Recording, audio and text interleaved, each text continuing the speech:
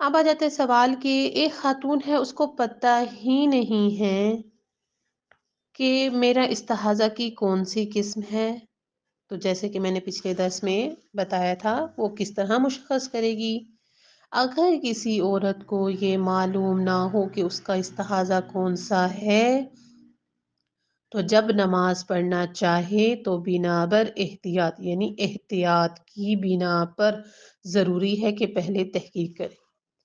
ख़ारान ये बात भी नोट कर लें कि चाहे वो हैज़ से पाक हो रही है, चाहे नफास के खून से पाक हो रही है, या किसी भी किस्म के खून से कि जो हमारा हदस कहलाता है, अगर उस हदस से पाक हो रही है या उसकी कोई तहकीक कर रही है, तो ये गुस्ल हम पर कब वाजिब होता है? नमाज का वक्त शुरू होने पर हमारे ऊपर वो गुस्ल क्या हो जाता है, करना वाजिब हो जाता है। बिल्कुल इसी तरह वो जो मुस्तहाज़ा खातून है, वो अपना तहकीक करेगी, जब चेक करेगी कि मैं कौन-सी किस्म पर हूँ, तो कब करेगी? जब नमाज का वक़्त दाखिल हो जाएगा। क्योंकि उसने नमाज के लिए फ़रीज़ा अंजाम देना है। हम वज़ू करते हैं या गुस्ल करते हैं, वो हमारे मुक़द्दमात नमाज है। नमाज के लिए मुक़द्दमा है कि उस पर हमारी नमाज के सही होने की बिना रखी जाती है। सही है?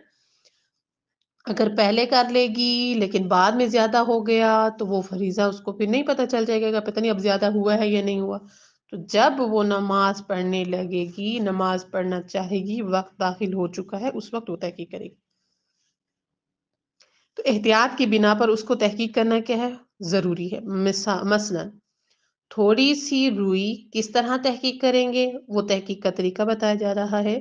थोड़ी-सी रुई शर्मगाह में रखें और कुछ देर इंतज़ार करें और फिर रुई निकालें। इंतज़ार इस तरह हर खातून को पता चल जाता है, ये लड़की को पता चल जाता है कि इतनी देर में कि अब अंदर से कुछ ऐसा है कि जो निकल आया है। ठीक है? जैसे ही बाहर आता है या कोई भी ब्लड बाहर आता है, तो खातून को फ़ील हो जाता है, महसूस होता है कि उसके अंदर से कोई लिक्विड बाहर निकली है, इतनी देर इंतज़ार करना है बस। और फिर वो निकाल ले, और जब उसे पता चल जाए कि उसका इस्तिहाज़ा 3 अक़साम में से कौन-सी किस्म का है, तो उस किस्म के इस्तिहाज़ा के लिए जिन अहकाम का हुक्म दिया गया है उन्हें अंजाम दे। लेकिन अगर वो जानती हो कि जिस वक्त तक वो नमाज पढ़ना चाहती है उसका इस्तिहाज़ा तब्दील नहीं होगा, तो नमाज का वक्त दाखिल होने से पहले भी वो अपने बारे में तहकीक कर सकती है। तहकीक करना हर हाल में ख़ारान वाजिब है। तहकीक को तर्क नहीं कर सकती कोई भी ख़ार।